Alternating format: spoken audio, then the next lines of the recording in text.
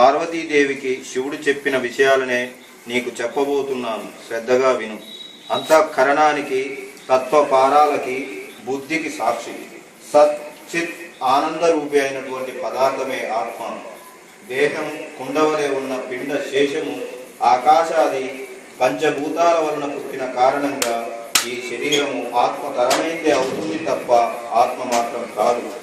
ఇదే విధంగా ఇంద్రియాలు గాని, అగోచరమైన మనస్సు గాని, అస్థిరమైన ప్రాణం గాని ఇవేమీ కూడా ఆత్మ కాదు. దేని వలనైతే ఇంద్రియాదులన్నీ ప్రభావితం అవుతున్నాయో అదే ఆత్మ అని తెలుసుకొని అట్టి ఆత్మ తానై ఉన్నాననే విజ్ఞతను పొందు. దేని సాన్నిధ్యం వలన జడాలైన దేనేంద్రియ మన ప్రాణాలు ప్రభావితులవుతున్నాయో అదే జనన మరణ రహితమైన ఆత్మగా భావించు.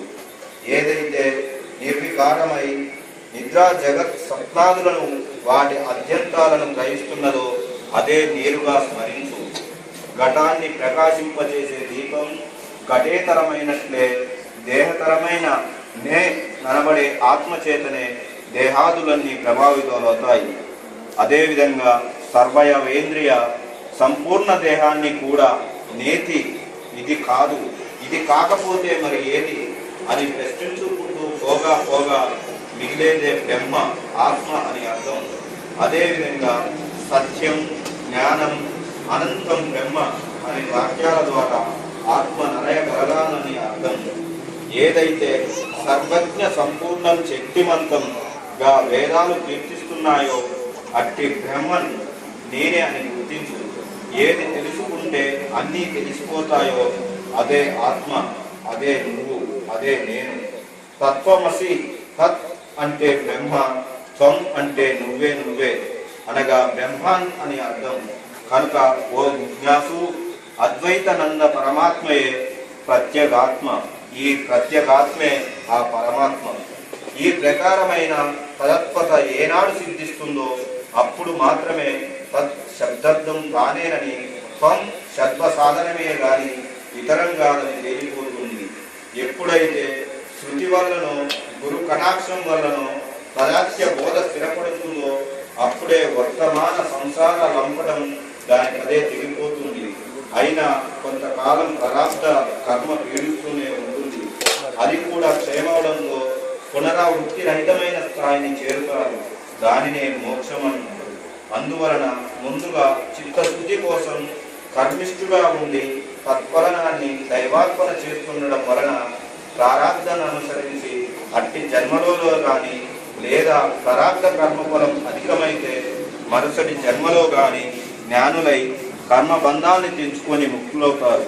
కాబట్టి బంధించేవి ఫలవాంఛిత కర్మలుగా, ముక్తినిచ్చేవి ఫలపరిత్యాగ కర్మలుగా గుర్తుంచుకో అంటూ అన్ని రోజులు వివరించారు.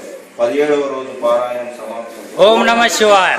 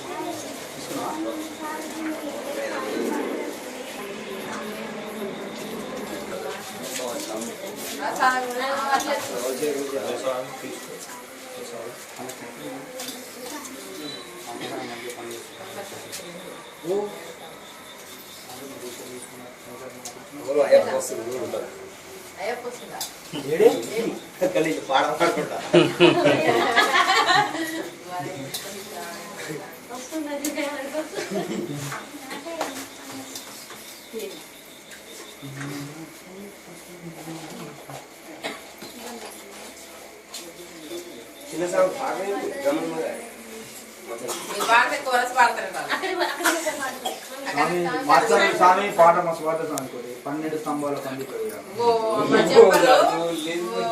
12 స్తంభాల పందిట్లో ఉయ్యాల పడుకున్న సాంబ్రాజ్యాలు ఎక్కడ సూపర్ పాట ఆ పాట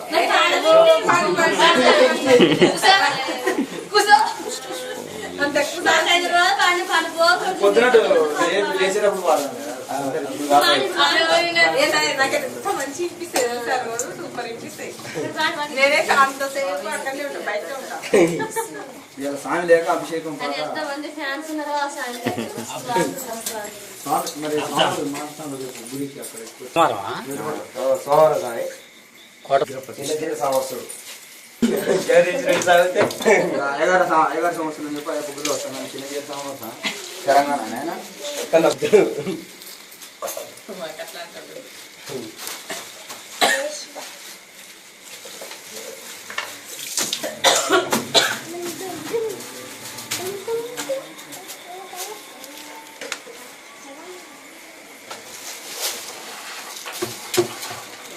రెండు మౌంట్లు అక్కడ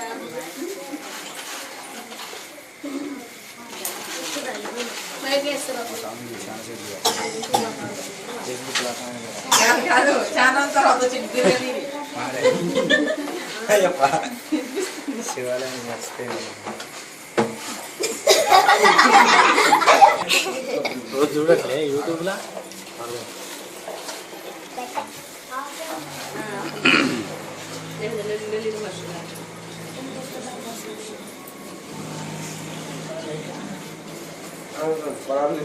కొద్దిగా రెడీ ఉన్నారు రేపు 12 స్తంభాలు రావాలి ఎర్లీ మార్నింగ్ స్నానం చేసి మీ అంతా మీరే గుడికొస్తారు అయితే 4 గంటలకు వస్తాను 4 గంటలకు వస్తాను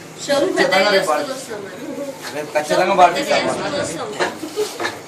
అభిషేకం పాట అయిపోగా ఫస్ట్ అదే పాట ఫస్ట్ లేపినాకనే అభిషేకం పాట శివయ్య లేపుతారు రేపు ఫస్ట్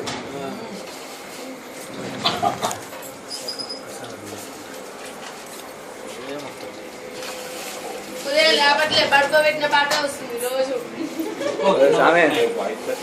ఓ సామే ఇక్కడ బిర్రు కమిటీ నువ్వు రేపు పాడబడపోతే నా పరుగు వద్దులే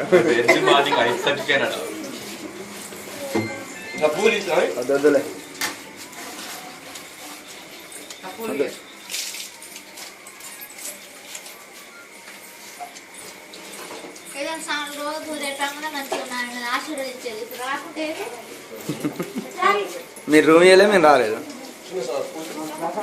వచ్చేసరి శివయ్య గుళ్ళ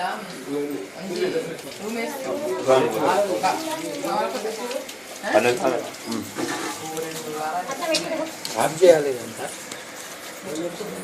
కెమెరాలు పెట్టాలి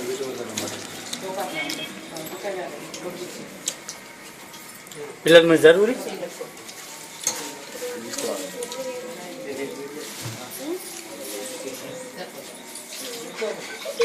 అట్లా పెట్టచ్చు దాన్ని లేడీస్ కిందికి వంగి మోకాల మీద పెట్టచ్చా అని అడుగుతున్నావా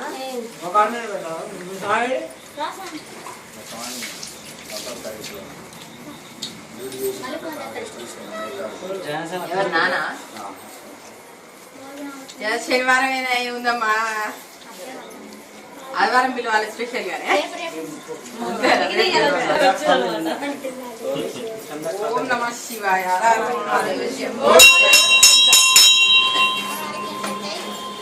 అయ్యగారికి ఏం దేవుని ఇచ్చినావు కావాలి చేయాలి పద్దరికి వాడదాం 12 స్తంభాలు